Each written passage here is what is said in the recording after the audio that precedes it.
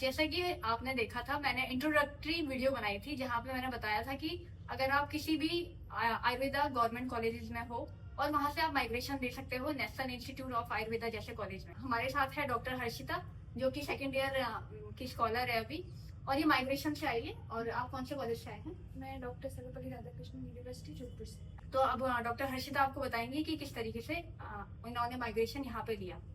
तो एक्चुअल में ऐसा सिस्टम रहता है कि सबसे पहले ये माइग्रेशन हो कैसे पाता है, तो जो एनआईए में जितने भी बच्चे पढ़ रहे हैं फर्स्ट ईयर में, तो उन बच्चों में से जो बच्चे नीट क्वालिफाई करके और चले जाते हैं दूसरे कॉलेजेस में, तो वो सीट जो है वो वेकेंट हो जाती है।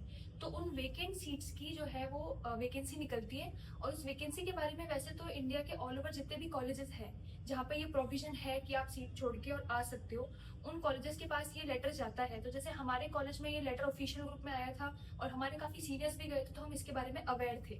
लेकिन अगर कोई ऐसे कॉलेज है जहाँ पे ऐसा कोई ऑफिशियल ग्रुप नहीं है या जहाँ पे आपके पास अवेयरनेस नहीं है, तो आप ऐसा कर सकते हैं कि आप एनआईए की ऑफिशियल वेबसाइट पे नीट होने के बाद आप उसको या तो वेबसाइट को मतलब वो नोटिफिकेशन ऑन कर ले ताकि आपके पास नोटिफिकेशन आ जाए कि ऐसा प्रोविजन कुछ है। आपने बताया था ना कि आपके कॉलेज में भी आते हैं बच्चे बाहर हाँ, से। हमारे कॉलेज में भी है सिस्टम प्रोविजन का। तो इसीलिए ऐसा ही है कि सिर्फ गवर्नमेंट के बच्चे आ सकते हैं, सिर्फ प्राइवेट के आ सकते हैं? प्राइवेट के भी आ सकते हैं।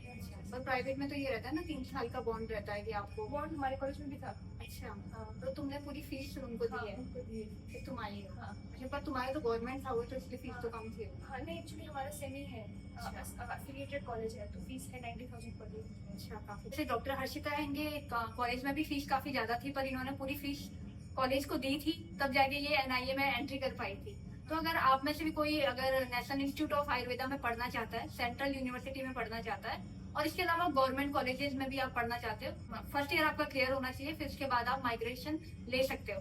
अब देखो, अभी तक ये जो चीज थी ना, ये अवेयर नहीं थे बहुत सारे लोग।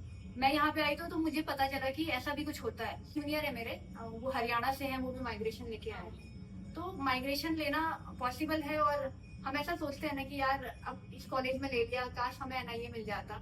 तो आपको एनआईए मिल सकता है, बस आपको ये है कि आपको अवेयर रहना होगा कि वैकेंसीज कब आ रही है, तो वो आपको देखना पड़ेगा। आप बता सकते हो कौन सी साइट पे जाके आपने ये सारी चीजें करनी है? एक्चुअली हमारे पास तो जो ऑफिशियल नोटिस आता है कॉलेज की तरफ से ही आता है, तो हमने तो सीधे उस पे, क्योंकि ये पेपर में न्यूज़पेपर में वैकेंसी का लेटर आ जाता है, ये इतनी सीट्स खाली है, आप इस टाइम तक अप्लाई कर सकते हैं।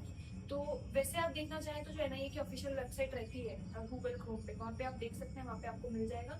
और इसका जो क्राइटेरिया रहता है वो क्राइटेरिया नीट के मार्क्स रहते हैं। मतलब हमको कई बार मतलब लेटर हो जाता था कि ये जो है कॉलेज यूनिवर्सिटी के मार्क्स पे होता है, बट यूनिवर्सिटी मार्क्स का इससे कोई लेना नहीं है। जैसे सब बच्चे नीट के मार्क्स से आए, वैसे हम लोग के नीट के मार्क्स के बेसिस पे है। का हमारा सेशन यही तक था। आज हमने आपको ये बताया कि माइग्रेशन भी पॉसिबल है, और माइग्रेशन की हेल्प से आप सेंट्रल यूनिवर्सिटी जैसे कॉलेज में पढ़ सकते हैं। तो अगर आपको ये वीडियो अच्छा लगा हो तो आप इसको शेयर जरूर करना, ताकि और भी बच्चे इसका लाभ उठा सके। और आप हमें फॉलो जरूर करना, टॉक फॉर इंडिया।